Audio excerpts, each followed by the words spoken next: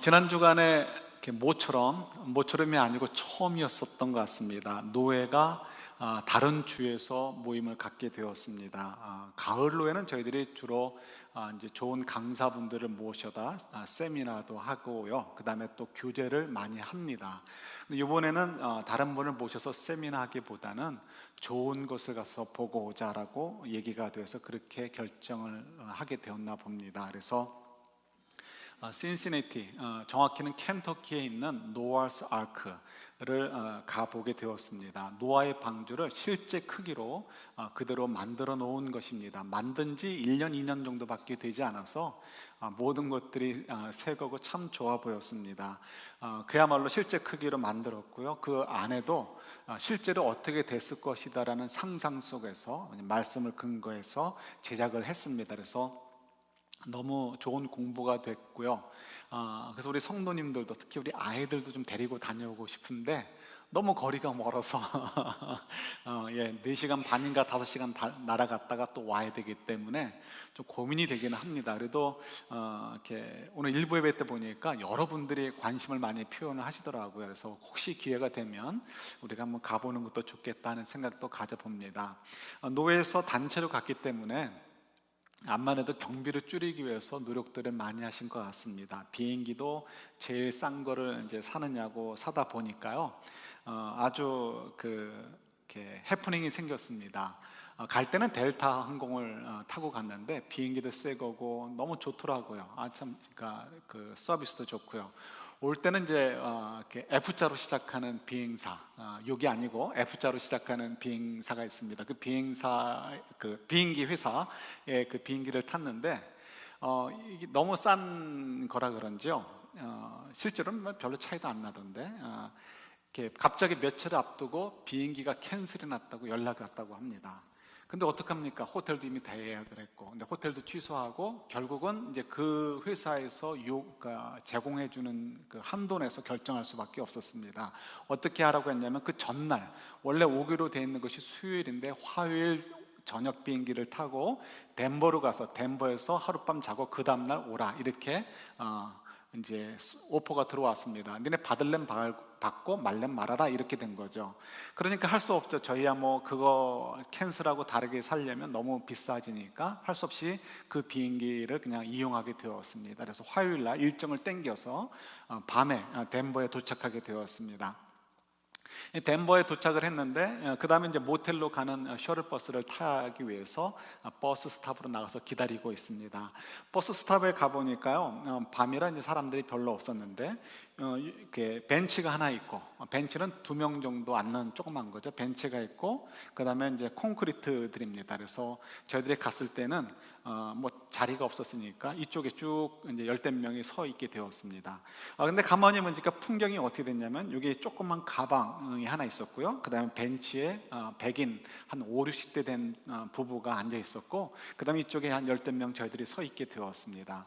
그러면서 이제 버스를 기다리고 있는데요, 갑자기 이 벤치에 앉아있던 두 백인 분이 일어나서 저희들에게 와서 묻습니다. 이 옆에 있는 가방 주인이 누구냐라고 묻는 거죠. 근데 가방은 뭐냐면 이제 그 브리프 케이스라 그러죠. 이렇게 각진 이렇게 모양의 그 서류 가방이었습니다. 근데 이 서류 가방도 새 거가 아니고 아주 올드 모델이었습니다. 봐도 오래됐구나 싶은 거죠. 저희들이 묻는데 저희들이 물론 그 가방의 주인이 아니었습니다. 그래서 저희들이 모른다, 우리 것이 아니다라고 얘기를 했습니다. 그리고 끝나는 줄 알았는데 이 백인 분들이 굉장히 흥분을 합니다. 굉장히 막 우왕좌왕을 합니다. 왜 그랬을까요? 요즘 공항에 가면 그런 거 많이 얘기하죠. 못 보던 물건, 수상한 물건이 있으면 어떡하라? 신고하라. 그래서 이분들이 정말 경찰을 불렀습니다. 근데 경찰이 뭐 금방 오지 않더라고요. 아마도 이제 시골이라 그랬는지 샌프란시스코 같으면 난리가 났을 텐데 잘 오질 않습니다. 그래서 그렇게 있나 보다 하고 저희는 버스 오는 것만 신경을 썼는데요, 어느 순간인가 벤치를 보니까 벤치에 앉아있던 두 분이 없어졌어요. 차는 아직 들어오지 않았습니다. 그래서 어디 있나 살펴보니까 가방이 있고 벤치에 있고 저희들이 있었잖아요. 저희들 뒤에 끝에 가서 서 있더라고요. 그러니까 터지면 땅땅땅땅, 자기들은 이제 좀 덜 다치겠다 이런 생각이었던 것 같습니다.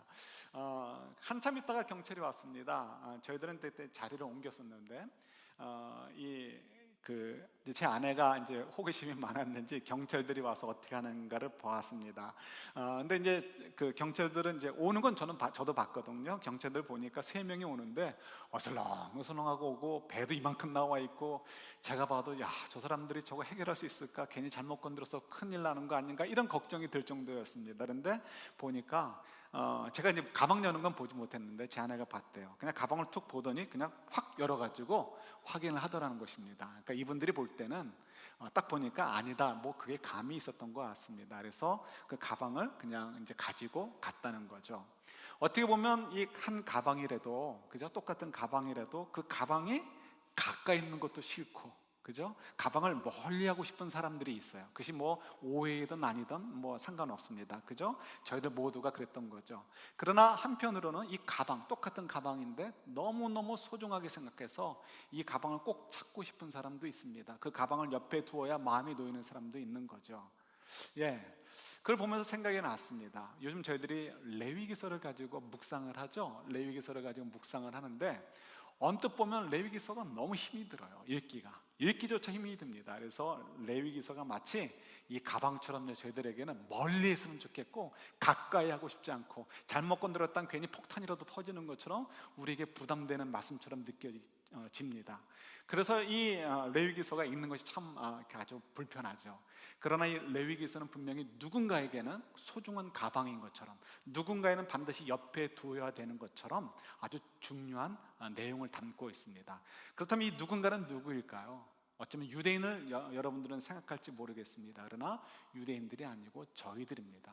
아니요, 이 말씀들이 어떻게 저희들에게 소중한 말씀입니까? 생각이 들 수 있는데 이 말씀을 좀 가지고 몇 주 좀 묵상을 하려고 합니다. 레위기서를 가지고 지난달, 이번 달에 계속 묵상을 합니다. 저는 별로 못 느꼈는데요, 가만히 보니까 레위기서가 힘이 들어요. 큐티하기가 힘이 들죠.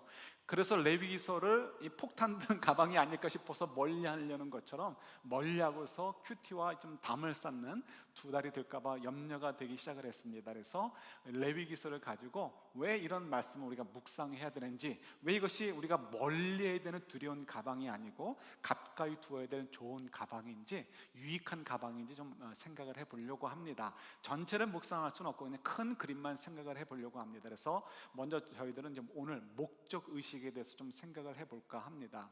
여러분, 율법이라는 것이 있습니다. 율법이라는 것은 모세오경 안에 기록되어 있습니다. 그죠? 모세오경은 창세기, 출애굽기, 레위기, 민수기, 신명기입니다. 이 말씀들은 모세가 저작했거나 혹은 모세의 마지막 설교를 누군가가 정리해 놓은 것, 그것이 모세오경입니다. 그러니까 사실상 모세가 다 저작을 했다라고 얘기해도 틀린 바가 아니죠.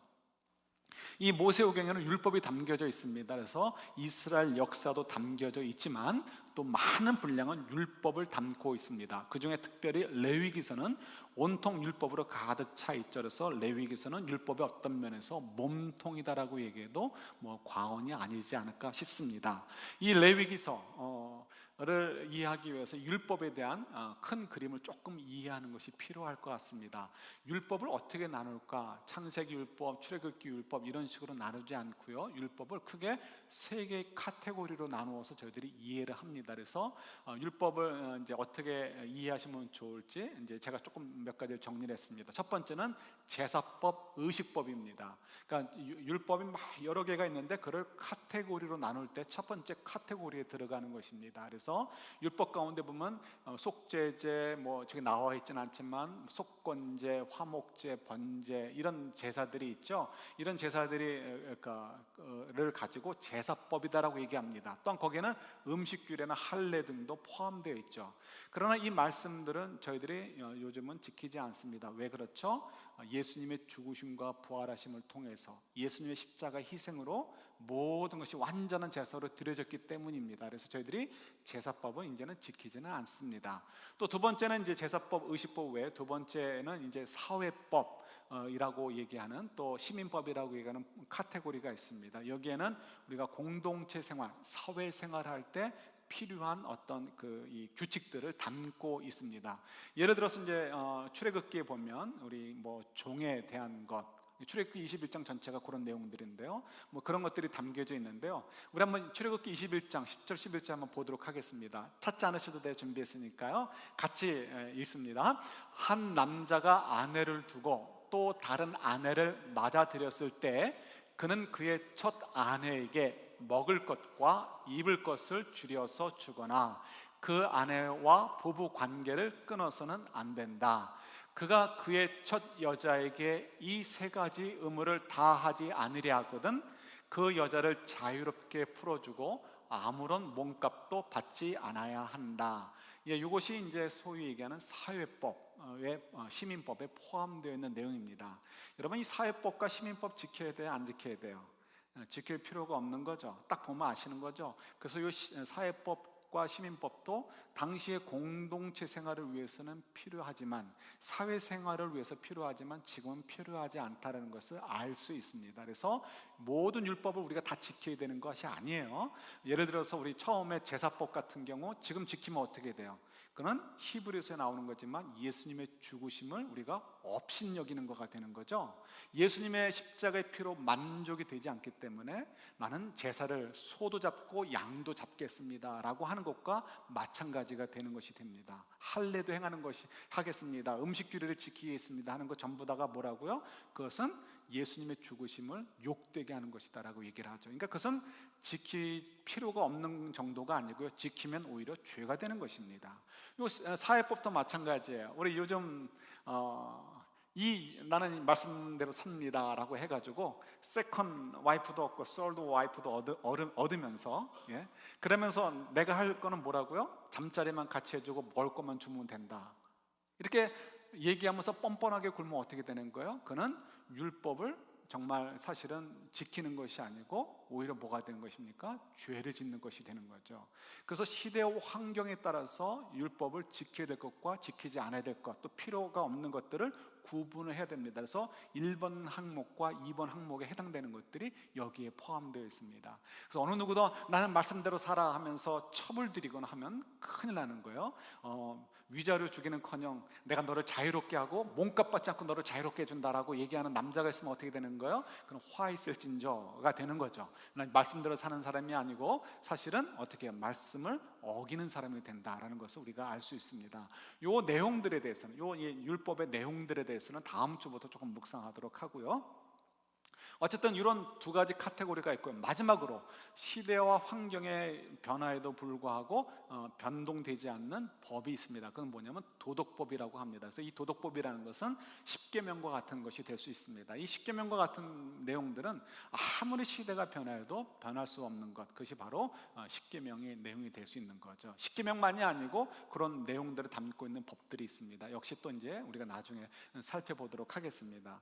그래서 이제 저희들이 알 수 있는 것은 이런 법들을 이제 이런 법을 카테고리로 나누어서 이제 나눌 수 있구나라고 이제 이해할 수 있고요.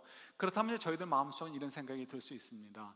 지킬 필요도 없고 심지어는 지키게 되면 죄가 되는 그런 법이 있다고 했잖아요. 그런 법이 성경에 기록되어 있는데, 그렇다면 우리가 그걸 성경에서 빼서 읽으면 되지 굳이 그것을 왜 읽어야 됩니까? 라고 이야기할 수 있습니다. 근데 그 내용은 우리가 이제 조금 전에도 말씀드렸듯이 자세한 건 다음 주에 나누는데요, 우리가 아주 심플하게 얘기한다면 그것의 내용을 충분히 이해하지 못하는 부분이 있고요. 그럼에도 불구하고 어쨌든 그 말씀을 묵상함을 통해서 그 말씀을 주신 하나님의 그 뜻을 찾아서 보게 되어진다면 결국은 하나님께서 계획하신 열매를 우리가 맛을 볼 수 있게 되어집니다. 열매를 얻을 수 있게 되는 거죠. 그래서 그것은 이제 다음 주에 저희들이 좀 더 그 다음 주와 함께 좀 말씀을 묵상해 보도록 하겠습니다. 여기서는 이제 우리가 왜 하나님께서 그럼에도 불구하고 이런 레위기서와 같은 말씀을 우리에게 주셨고 우리가 그 말씀을 왜 묵상해야 되는지를 이제 우리 한 가지 측면에서만 좀 생각을 해보려고 합니다. 그것은 한마디로 얘기한다면 목적 의식 때문에 그렇습니다. 목적 의식.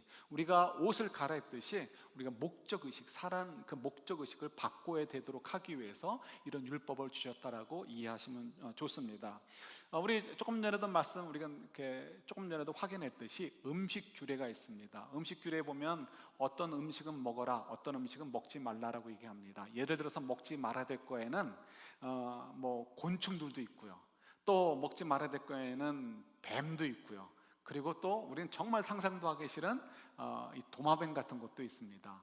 어떻게 보면 저희들의 입장에서는 먹지 말라라는 것이 부담되지 않고 오히려 먹으라고 할까봐, 그죠? 걱정이 될 만한 내용들인 거죠. 그러니까 우리는 이거 시험에 들지도 않습니다. 그런데 거기 보면 돼지고기도 나오고 오징어도 나옵니다. 그죠? 저는 오징어를 굉장히 좋아하는데, 그래서 작년에도 한국에 모처럼 들어가 가지고요, 오징어회를 먹고 싶었습니다. 옛날에 오징어회가 싸고 맛있었거든요. 근데 마침 갔는데 오징어가 씨가 말라 가지고요, 오징어를 살 수도 없고, 오징어 한 마리가 2만 원인가 그래요. 근데 살 수도 없었고요. 웬만하면 그래도 한 마리라도 먹고 오려고 했는데 살 수도 없었습니다. 그래서 못 먹고 왔는데, 저는 오징어를 좋아하죠. 한국 사람들 다 그렇듯이. 그런데 오징어를 먹지 말라 하신단 말이에요. 그럼 이럴 때 우리가 좀 이렇게 부담스럽게 다가올 수 있습니다. 중요한 것은 우리가 여기서 이제 왜 하나님께서 이렇게 말씀하셨는가를 이제 알아가는 것입니다. 먹어도 되고 먹어서는 안 되는 것들의 기준은 무엇일까요? 우리가 그 기준을 알아야 우리가 좀 적용을 할 수 있을 거 아니에요. 근데 불행하게도 이 기준을 우리가 정확히 알 수가 없습니다. 그래서 어떤 분들은 생각하기를 건강에 좋은 음식은 먹으라고 하고 건강에 좋지 않은 음식은 먹지 말라라고 하셨을 것이다 라고 생각을 해보기도 합니다. 또 어떤 분들은 공동체 생활, 특별히 광야에서 생활을 할 때 유익한 음식들은 먹으라고 하셨고 그렇지 않은 것들은 먹지 말라고 하셨을 거다라고 생각하는 분도 있습니다. 또 어떤 분들은 당시 주변에 있었던 어떤 이교도를 숭배하는, 우상을 숭배하는 음식과 관련된 것들은 먹지 말라라고 하셨을 것이다라고 생각을 해보기도 합니다.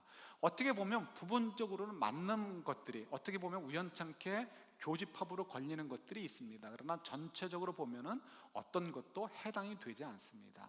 그래서 이렇게 저희가 현재 우리가 얘기할 수 있는 것은 하나님께서 어떤 기준으로 먹어도 되고 먹어서는 안 된다라고 얘기하시는지는 우리가 알 수가 없습니다. 이거는 이제 앞으로도 알기가 쉽지 않을 것 같습니다. 굉장한 고고학적인 발견이 있지 않는 한은 현재로서는 저희들이 알 방법이 없습니다. 그래서 이거는 그냥 그런가 보다 하고 넘어가야 될 부분인 것 같습니다. 그래서 저희들이 이렇게 좀 생각을 해보았으면 좋겠습니다. 이제 작은 것에서 안 보일 땐 큰 것으로 한 걸음 물러나서 봐야 되는 거죠. 그럼 하나님께서 이 말씀을 왜 주셨을까를 생각할 때 언제 주셨을까, 누구에게 주셨을까를 생각해 보는 것은 아주 지혜로운 방법인 것 같습니다. 그죠? 그래서 이 말씀을 언제 주셨을까 생각해 보는 것입니다.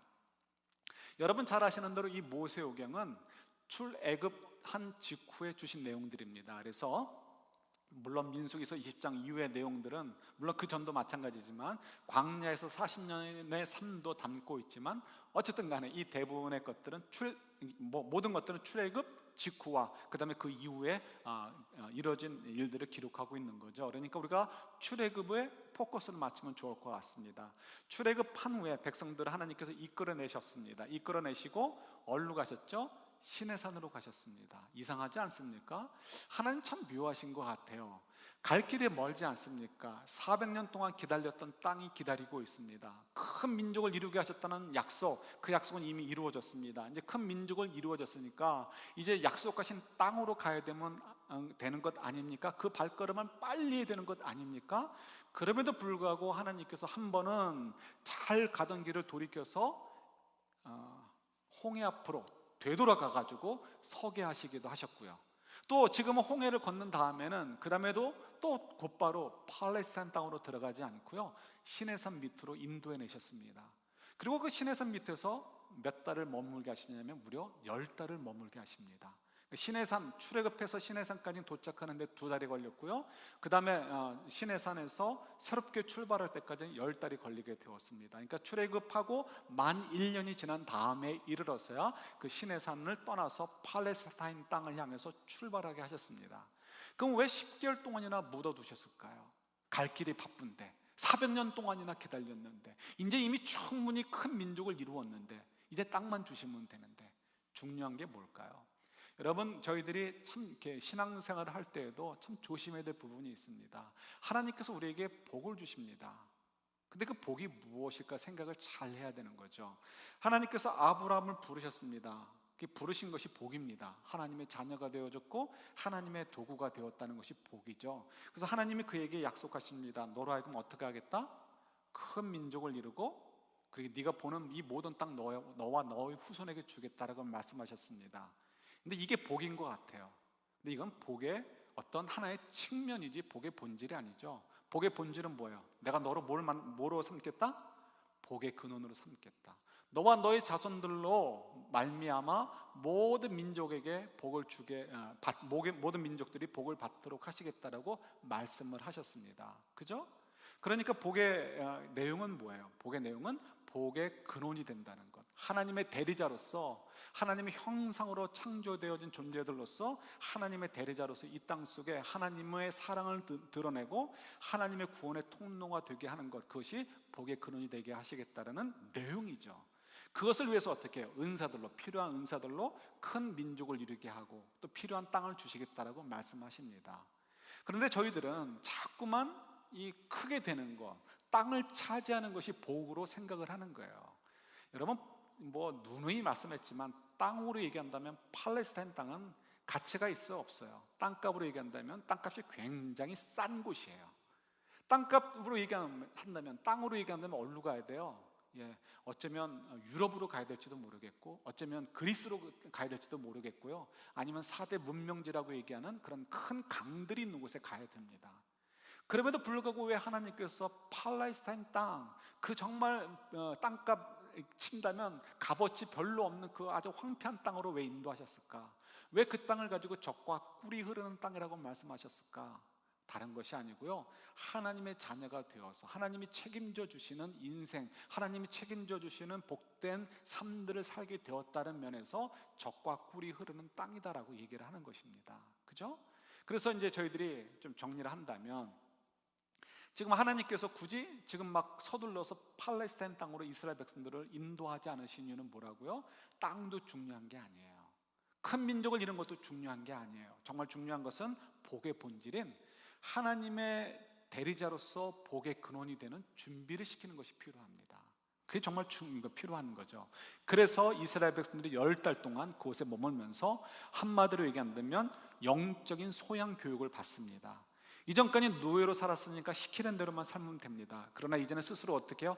책임감을 좀 더 가지면서 종의, 노예의 신분과는 전혀 다른 차원의 자유인으로서의 어떤 책임감과 관점을 가지고 살 수 있도록 하나님께서 교육을 시키죠. 그래서 질서의식도 가르쳐 주시고요, 진도 어떻게 짜라 이런 것도 가르쳐 주시고, 나팔이 불면 일어나서 전진하고 또 나팔이 불면 스탑하고 하는 이런 것들로부터 시작해서 음식 규례라든가 뭐 이런 저런 내용들을 하나님께서 교육을 시키십니다. 그래서 그 교육의 내용은 결국 무엇이다라는 것에 대해서 이제 다음 주에 얘기할게요. 계속 예고편으로 남기고요, 우리는 그 목적, 첫 번째 그 목적 의식에만 우리가 주목하는 것입니다, 오늘은. 그래서 이런 많은 율법의 내용들을 주신 이유는 다른 것보다도 무엇이라고요? 목적 의식. 우리는 이제 자유인이 되었고 그만큼 전혀 다른 차원의 인생을 살아야 되는 존재들이구나 하는 것들을 뼈저리게 느끼도록, 그러니까 브레인워시하고 이 문화를 바꾸는 거죠. 삶을 바꾸는 위해서 하나님께서 10달 동안 투자하신 것을 보게 됩니다. 그 10달 동안 말씀을 주셨고요, 그 10달 동안 여러 가지 훈련들을 시키셨던 것을 우리가 성경을 통해서 보게 되어집니다. 여러분, 그런 면에서 율법을 주신 것은 한마디로 얘기한다면 저희들의 사고의 틀을 바꾸는 것, 다른 말로 또 표현한다면 옷을 갈아입는 것, 그걸 다른 말로 표현한다면 우리의 의식을 바꾸기 위해서 율법을 주셨다라고 생각을 하면 맞는 것 같습니다. 여러분, 유니폼이라는 것 기억하시죠? 다 아시죠? 요즘은 뭐 이렇게 유니폼을 입는 것을 점점 줄여가는 시대가 되어 있습니다. 그래도 유니폼을 입는 부서들이 있습니다. 예를 들어서 경찰이 그렇고 군인이 그렇습니다. 유니폼을 입는다는 것은 뭘 얘기할까요? 어떤 면에서 규제를 당한다, 내가 내 자유를 스스로 속박한다는 의미가 담겨져 있습니다. 유니폼만 입으면 되는 것이 아니고, 유니폼을 입을 때는 뭐가 따라 붙습니까? 많은 레귤레이션이 따라 붙습니다. 그래서 이거 하면 되고 이거 하면 안 되고 하는 것들이 많이 있습니다.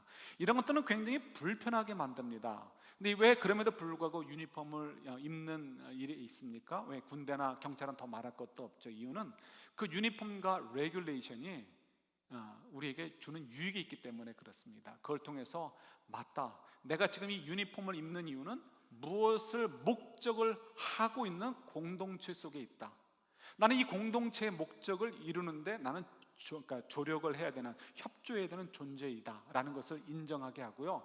그래서 내가 책임감을 가지고 살 수 있도록 도와주는 것이 유니폼입니다. 그래서 그 유니폼과 더불어서 많은 레귤레이션이 따라 붙는 거죠. 율법이라는 것은 어떻게 보면 눈에 보이지 않는 유니폼이다라고 생각하면 정확할 것 같습니다. 율법이란 옷, 때로는 불편함이 있습니다. 때로는 나한테는 필요하지 않는 주머니가 있을 수도 있습니다. 나한테는 필요하지 않는 견장을 붙이는 부분이 있을 수도 있습니다. 그러나 그 유니폼이라는 것, 때로는 나한테 불필요한 것처럼 느껴지는 것이 있어도, 또 레귤레이션 가운데 그런 것도 있을 수 있습니다. 그러나 그런 것들을 통해서 나는 불편하고 때로는 효용성이 좀 떨어져 보여도요, 그걸 통해서 얻는 유익이 뭐라고요? 아, 그렇지, 나는 어떤 목적을 가진 공동체에 있고 그런 목적의식을 가지고 살아야지, 나는 이 목적을 이루기 위해서 나는 내가 맡겨진 책임에 대해서 열심히 성실하게 최선을 다해야지 하는 것들을 늘 기억하고 생각하게 하는 역할을 해주죠. 율법도 마찬가지입니다. 율법, 정말 부담스럽습니다.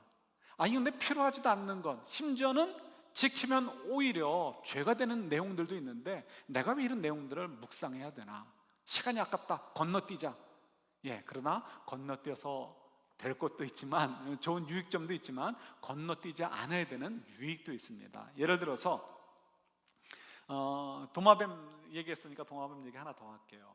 제 친구 가운데 이렇게 이제 대학생 때 친구죠. 대학부, 그러니까 교회 대학부 친구입니다. 친구 가운데 아주 굉장히 얌전했던 친구가 있습니다. 키는 저만한데 굉장히 얌전했고요. 여성적인 형제가 있었습니다. 친구가 있었는데 군대를 간다고 합니다. 군대를 갔는데 자원을 해서 해병대로 간다고 합니다. 깜짝 놀랐습니다. 야, 너가 어떻게 해병대 갈 생각을 했냐? 그랬더니 이제 제가 어렴풋이 기억나는 건 자기가 생각해도 여성적인 면이 있는데 그걸 극복하고 싶다. 그래서 해병대로 갔습니다. 해병대를 갔다 와가지고 이제 첫 번째 그 휴가 때 만나게 되었습니다. 만나서 이제 이렇게 얘기를 하는데 그런 얘기를 하더라고요. 이제 쓸데없는 얘기도 해요.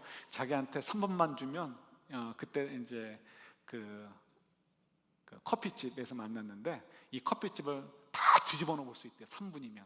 그러니까 이제 군기 많이 들어가 있다 이거죠. 그러면서 이제 훈련받는 얘기를 하는데 그 중에 하나가 뭐냐면 도마뱀을 먹으라고 한다고 합니다. 훈련 중에. 도마뱀을 먹는 건 좋은데 눈 딱 감고 막 씹으면 될 거 아니에요. 그런데 그렇게 선배 고참들이 주지 않고요. 탁 때려가지고요. 탁 때리면 기절하자. 기절하면 뭐가 나오죠? 혓바닥이 툭 나온다고 합니다. 그럼 혓바닥이 툭 나오면 그 혓바닥 보는 것도 정말 괴로운데 혓바닥을 뚝 떼어낸대요. 그럼 왜 떼어냈을까요? 먹기 좋으라고? 그게 아니고 그 다음에 피가 줄줄줄 나온대요. 그러니까 너무 징그럽고 그런 거를 더 괴롭게 해서 먹히는 거죠. 야, 굳이 그렇게까지 해야 될 필요가 있을까 싶은데 결국 그런 것들이 이제 단순하게 생각해서 결국 그런 것들이 해병대를 만드는 것 같습니다. 몇 년 전에 그 연평도에서 포격전이 있었습니다. 북한이 포격을 해서 이쪽에서도 몇 사람 죽고 이쪽에서도 포격을 했습니다. 그때 그 대응 사격을 했던 해병대원들의 이야기를 들으면 너무 기특합니다. 20대 초반에 우리 애들 같은 아이들이죠. 아이들인데 폭격이 돼가지고 몇 사람이 죽었습니다. 포가 한 대 맞기도 하고, 포에 맞기도 하고요. 그래서 난리나 하잖아요. 그래서 그 친구가 하는 얘기가 뭐냐면 영화에서 보는 것처럼 총알이 휙휙 날아다니고 폭탄 떨어지면 다 으악으악 하고 숨잖아요. 자기들도 그렇게 될 줄 알았다고 합니다. 막상 그렇게 되면. 근데 실제로 벌어지니까 어느 누구도 당황하지 않더라는 거예요. 일단 포대의 그 반장들이, 그 포의 그 책임자들이 침착해. 우리가 상부에 보고를 했으니까 상부의 명령을 기다린다 하면서 이게 대원들을 캄다운 시키고요, 이게 안정을 시키고, 그 다음에 명령이 떨어지자마자 그 다음부터 대응 사격을 하는데요. 누구도 겁을 내지 않고 막 폭탄이 떨어지는데도 이제 그 빈틈을, 소리가 안 날 때 이제 폭탄 떨어지기 전에 소리가 나잖아요. 소리가 안 나는 그 순간에 뛰어나가서 포탄도 들고 와가지고 또 쏘게 하고 하면서 너무나 용맹하게 정말 멋지게 포로 응사를 했다는 것입니다. 그러면서 그가 하는 얘기가 훈련이 이렇게 중요한지 몰랐다라고 얘기를 합니다. 결국 그거죠. 훈련. 우리가 생각할 때는 굳이 지금 그렇게까지 할 필요가 뭐가 있을까? 그러나 그 훈련의 결과물에 대해서는 우리는 아직 모르는 거죠. 언젠가 그 결과물에 이르게 되는 것입니다. 그러나 그 결과물에 이르기 위해서는 첫 번째 뭐가 필요해요? 내가 명령에 따라야 된다, 순종해야 된다. 유니폼을 입었다면 내 자유를 억압하고 뭔가에 순종해야 되는, 뭔가의 권위에 따라야 되는 것이 있다는 것을 인정하는 것이 필요합니다. 율법이라는 것은 바로 그것입니다. 마치 에덴 동산의 한가운데 누웠던 선악과와 마찬가지죠. 굳이 이렇게까지 할 필요가 있을까요? 그러나 그 굳이라고 생각되는 그 말씀을 묵상함을 통해서 그 내용이 결국 무엇인지에 대해서 우리가 다 이해하지 못하는 것이 있어도요, 그 말씀을 묵상하는 이유는 어디 있습니까? 하나님이 주시고 묵상하라고 하신 것이기 때문에 순종하는 거죠. 이 순종함을 통해서 우리가 배우는 것이 있습니다. 나는 누군가에게 순종해야 되고 내가 지켜야 될 나보다 상위의 어서리티가 있다는 것을 인정하는 것을 배우게 되어집니다. 그걸 통해서 이제 오늘 본문 주시는 말씀대로 내가 거룩하니 너희도 거룩하라는 것을 배워가게 됩니다. 내가 거룩하니 너희도 거룩하라, 이건 도덕적으로 더 깨끗해라 이런 의미가 아니죠. 하나님의 그 높은 수준, 하나님의 그 높은 수준에 우리도 동참하라는 것을 얘기하십니다. 하나님의 높은 수준에 동참하기 위해서는 다른 거 없죠. 하나님과 저희의 관계가 든든하게 쓰는 것 외에 다른 것이 없습니다. 하나님과 저희의 관계가 든든하게 쓰기 위해서는 저희와 하나님과의 만남이 있어져야 됩니다. 그 만남이 있어지기 위해서는 나나 당신이라 동등합니다 해서는 만나질 수가 없습니다. 하나님이 어떤 분인지를 알고 하나님이 그분이신 것을 내가 인정하게 될 때 하나님을 만날 수 있게 되는 거죠. 그러기 위해서 율법이라는 것은 하나의 문이기도 합니다. 하나님을 만나기 위해 나갈 수 있는 문이기도 한 거죠. 순종이라는 걸 통해서 하나님의 그 권위와 하나님의 이 지혜를 인정해 드림을 통해서 내가 그 말씀을 묵상하는 것이 바로 하나님께 나아가는 첫 번째 길이기도 한 것입니다. 저희들이 이 레위기서를 묵상하는 것은 참 힘이 듭니다. 괴롭죠. 거듭 말씀드리지만 굳이 지켜야 되지 않을 법도 많고, 심지어는 지키면 오히려 죄가 되고 문제가 되는 법들도 있는데 내가 굳이 이거 묵상할 필요가 뭐가 있을까? 얼른 건너뛰고 싶습니다. 그러나 하나님 주신 이유가 있죠. 저희들의 인생을 살면서 오늘 우리 정세훈 지사님이 기도하실 때도 나왔지만, 하나님 저희들에게 더 고난을 주십시오. 더 고뇌하게 하십시오. 더 고민하게 하십시오. 이분이 우리의 마음을 몰라서 기도 이렇게 하시는 것도 아니고, 사람들이 볼 때 이 사람 이렇게 된 거 아니야? 라고 해서 이렇게 기도하시는 것도 아니죠. 이렇게 기도하시는 이유가 있습니다. 하나님께 주시는 고난들을 통해서, 하나님 주신 고민들을 통해서 우리가 어떻게 돼요? 하나님을 더 발견하게 되어지고 하나님 앞에 우리가 더 나아가게 되죠. 그래서 하나님께서 우리에게 고난과 고민을 주십니다. 그러니까 우리가 고난과 고민을 주십시오라고 하는 것은 우리가 정신 좀 이상해서 내가 좀 괴로움을 좀 더 당해보고 싶다 이런 거가 아니고요, 하나님과 더 가까이 가고 싶습니다, 하나님과 더 깊이 만나고 싶습니다라는 내용을 담고 있는 것이 임을 저희들이 잘 알고 있습니다. 마찬가지인 거죠. 우리가 이 말씀을 묵상하는 것, 레위기서를 묵상하는 것은 참 쉽지가 않습니다. 그러나 이 말씀을 묵상하는 것 그 자체가 고난이고 고민이 되게 하지만 결국 어떻게 해요? 우리로 하여금 하나님 안에서 모든 것이 합력하여 선을 이루어서 하나님과 저희의 관계를 가까이 만들어가게 하죠. 그 열매가 무엇인지는 저희들은 잘 모르는 것들이 있습니다. 그러나 분명한 것은 이 목적의식을 바꾸는 것입니다. 노예의식에서 벗어나서 맞다, 나는 정말 어떤 목적의식을 가지고 살아야 되는 존재구나 하는 것을 확인하게 되어집니다. 그래서 첫 번째로 하나님의 지시에 인도하심에 순종하는 것. 비록 힘들어도 어려워도 우리 인생이 좁은 길이기 때문에요, 어쩔 수 없이 고난과 고민할 것이 많이 있습니다. 신앙이 깊어지면 깊어질수록 하나님을 사랑하는 것이 더 많아지고요, 커지죠. 이웃을 사랑하는 마음이 더 커집니다. 그러면 더 좁은 길이 되고요, 더 괴롭고 더 고난이 있고 더 괴로울 수밖에 없습니다. 그 길을 우리가 왜 갑니까? 이유는 주님께서 먼저 우리에게 그 길을 가라라고 말씀하셨기 때문에 그렇습니다. 그 과정이 어떤 열매를 맺을지 우리는 잘 모릅니다. 그러나 우리는 아는 것, 먼저 알 수 있는 것, 우리 그 말씀하신 분을 우리가 존중하고 순종하고 따라가야 될 충분한 가치가 있다는 것을 저희들이 압니다. 그래서 우리가 그 길을 갑니다. 그 길을 가는 걸 통해서 우리와 하나님과의 관계는 더 깊어지게 될 것이고요, 그것을 통해서 우리가 어떻게 해요? 우리 삶의 목적의식이 바뀌어지게 되어지고, 그리고 언젠가 이런 열매들을 위해서 주께서 이렇게 우리를 인도해 주셨군요라고 고백하게 될 것입니다. 우리가 또 다음 주부터 또 그런 말씀들을 좀 더 묵상해 보도록 하겠습니다. 그러니까 여러분, 이 한 주간에도 말씀을 큐티 이 본문을 오픈하는 것 자체가 시험이 될 수 있습니다. 시험 당하십시오. 그리고 오픈하십시오. 오픈하시고 묵상하십시오. 그리고 그걸 가지고 괴로워하시고, 내용이 괴롭지 않아도 그 읽는 것 자체가 괴로우시다면 읽는 것 자체로 괴로워하십시오. 그러나 이제 주님께 말씀하시는 거죠. 내가 이해는 못하지만요, 주님이 읽으라고 하니까 일단 읽습니다. 주님이 묵상하라고 하니까 일단 묵상합니다. 이것도 내가 주님과 가까이 가고 싶어서 그런 것입니다 라고 한번 고백해 보세요.